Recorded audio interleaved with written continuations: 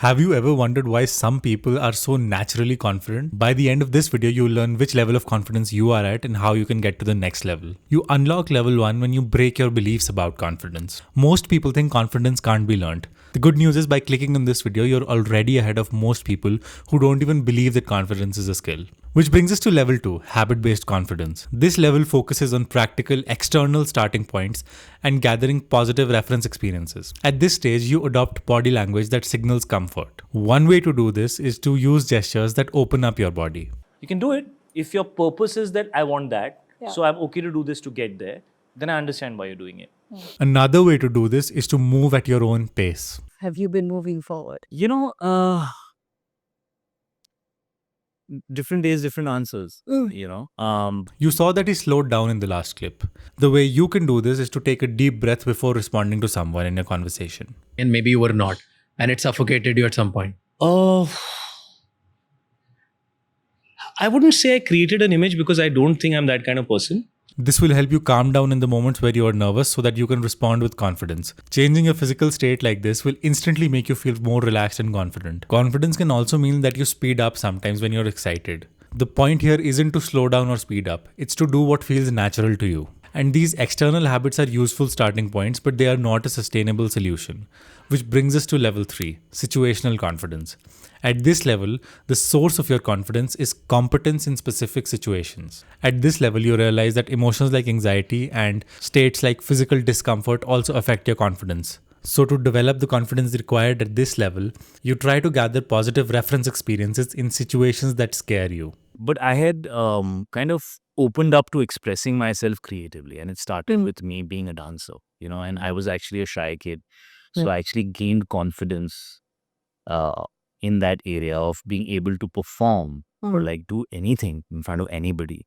Take a situation that you're nervous about, break it down into a manageable chunk, and slowly push your comfort zone without breaking it. So if you're nervous about giving a presentation at work, you can record yourself at home and then look at the footage and analyze it for areas of improvement. But confidence at this level can still be easily shaken because it's tied to external experiences. That's when you reach level 4, integrated confidence. At this level, you go from situationally confident to generally confident. So I know myself, and I know my frailties, and I know my nonsensical things, and I know my issues, and I know I snore at night.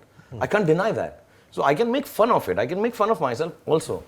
People who make fun of themselves actually are the most confident. This type of confidence comes from living out your personal values. Values are ideals that guide your behavior. You can change your behavior to align with your values. And what's cool about this level is that your version of confidence will be personal to you because everybody has different values. When you change your behavior to match your values, you will automatically start becoming confident in conversation. You won't need other people to validate your actions because you know that you don't even need it anymore. As an example of what this natural confidence sounds like, take Ben Affleck. He values making exceptional movies. Listen for the conviction in his voice here as he's talking about the kinds of movies he wants to make. Any of those genres of movies can be better. That would be my argument. But let's do a good one. Let's make it smart. Let's have it be interesting. Let's surprise the audience. Let's make them care about it. I know you can get people to watch people shooting each other and things blowing up because they're stoned and it's 2 a.m. and they're flipping through Netflix. But let's aim a little higher than that. You know what I mean? Let's try to find something that people remember 20 years later. You will find it easy to connect with like-minded people because you will bring up your values in conversation. Would you second guess yourself also? Being a star, because a lot of actors, when they don't have much to lose, you can take any risk that you want. 3 things this reminds me of. 3 values that I live by. One is always have a sense of humor. Here's another example from Shah Rukh Khan. Do you wear disguise ever when you go out? Have you disguised yourself to avoid attention?